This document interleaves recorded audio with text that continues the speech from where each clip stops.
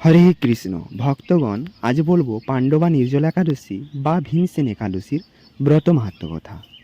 আপনারা সকলেই এই মাহাত্ম্য কথা মনোযোগ সহকারে শ্রবণ করুন। আপনি যদি আমার এই চ্যানেল নতুন হয়ে থাকেন তাহলে অবশ্যই চ্যানেলটিকে সাবস্ক্রাইব করে আমার পাশে থাকুন ও পাশের বেল আইকনটিকে অবশ্যই প্রেস করে দিন। এই পাণ্ডবা নির্জলা একাদশী ভারত ও বাংলাদেশে 18 জুন ব্রত পালন করতে হবে। তাহলে দেরি না করে শুরু করা যাক এই ব্রত মাহাত্ম্য কথা।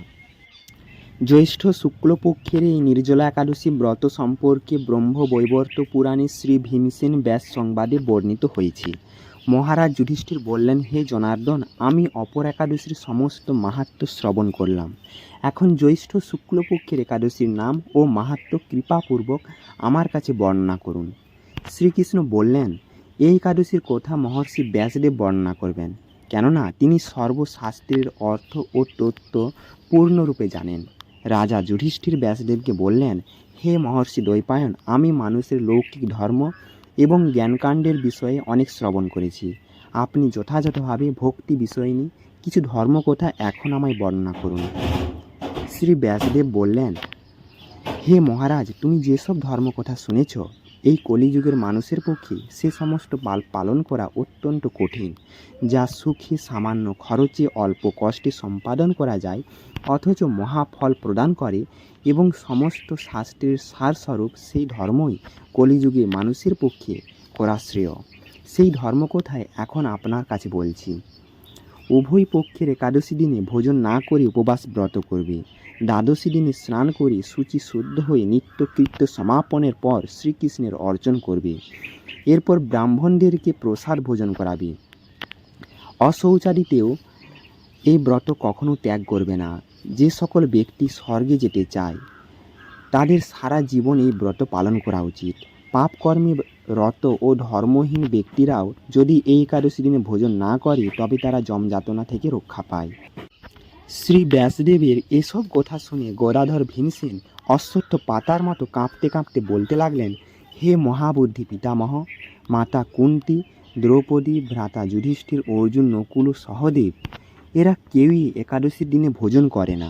আমাকেও অন্ন গ্রহণ করতে নিষেধ করে, কিন্তু দুঃসহ ক্ষুধা যন্ত্রণার জন্য আমি উপবাস করতে পারি না। ভীমসেনের এরকম কথায় ব্যাসদেব বলতে লাগলেন, যদি স্বর্গাদি দিব্যধাম লাভে তোমার একান্ত ইচ্ছা থাকে তবে উভয় পক্ষের একাদশীতে ভোজন করবে না। তদুত্তরে ভীমসেন বললেন, আমার নিবেদন এই যে, উপবাস তো দূরের কথা, দিনে একবার ভোজন করে থাকাও আমার পক্ষে অসম্ভব। কারণ আমার উদরে বৃক নামে অগ্নি রয়েছে, ভোজন না করলে কিছুতেই সে শান্ত হয় না। তাই প্রতিটি একাদশী পালনে আমি একেবারেই অপারগ।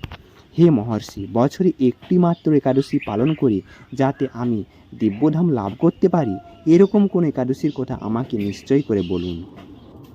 তখন ব্যাসদেব বললেন, জ্যৈষ্ঠ মাসের শুক্লপক্ষের একাদশী তিথিতে জলপান পর্যন্ত না করে সম্পূর্ণ উপবাস থাকবে, তবে আচমনে দোষ হবে না। ওই দিন অন্নাদি গ্রহণ করলে ব্রত ভঙ্গ হয়। একাদশীর দিন সূর্যোদয় থেকে দ্বাদশীর দিন সূর্যাস্ত পর্যন্ত জলপান বর্জন করলে অনায়াসে 12টি একাদশী ফল লাভ হয়। বছরের অন্যান্য একাদশী পালনে অজান্তে যদি কখনো ব্রত ভঙ্গ হয়ে যায় তাহলে এই একটি মাত্র একাদশী পালনে সেই সব দোষ দূর হয়। দ্বাদশী দিনে ব্রাহ্ম মুহূর্তে স্নানাদি কার্য সমাপ্ত করে শ্রীহরির পূজা করবে। সদাচারী ব্রাহ্মণদের বস্ত্রাদি দানসহ ভোজন করিয়ে আত্মীয় স্বজন সঙ্গে নিজে ভোজন করবে।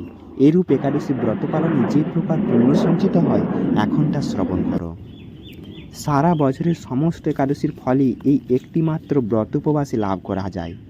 শঙ্খ চক্র গদা পদ্মধারী ভগবান শ্রীকৃষ্ণ আমাকে বলেছেন, বৈদিক ও লৌকিক সমস্ত ধর্ম পরিত্যাগ করে যারা একমাত্র আমার শরণাপন্ন হয়ে এই নির্জল একাদশী ব্রত পালন করে তারা সর্বপাপ মুক্ত হয়। বিশেষত কলিযুগে ধন সম্পদ দানের মাধ্যমে সদ্গতি বা স্মার্ত সংস্কারের মাধ্যমেও যথার্থ কল্যাণ লাভ হয় না। কলিযুগে দ্রব্য শুদ্ধি নেই, কলিতে শাস্ত্রোক্ত সংস্কার বিশুদ্ধ হয় না। তাই বৈদিক ধর্ম কখনো সুসম্পন্ন হতে পারে না। হে ভীমসেন, তোমাকে বহু কথা বলার আর প্রয়োজন কি? তুমি উভয় পক্ষের একাদশীতে ভোজন করবে না। যদি তাতে অসমর্থ হও তবে জ্যৈষ্ঠ মাসের শুক্লপক্ষের একাদশীতে অবশ্যই নির্জলা উপবাস করবে। এই একাদশী ব্রত ধনধান্য ও পুণ্যদায়িনী। যমদূতগণ এই ব্রত পালনকারীকে মৃত্যুর পরও স্পর্শ করতে পারে না। পক্ষান্তরে বিষ্ণুদূতগণ তাকে বিষ্ণুলোকে নিয়ে যান।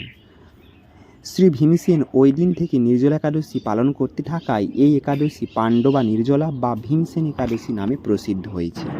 এই নির্জলা একাদশীতে পবিত্র তীর্থে স্নান, দান, জপ, কীর্তন ইত্যাদি যা কিছু মানুষ করে তা অক্ষয় হয়ে যায়।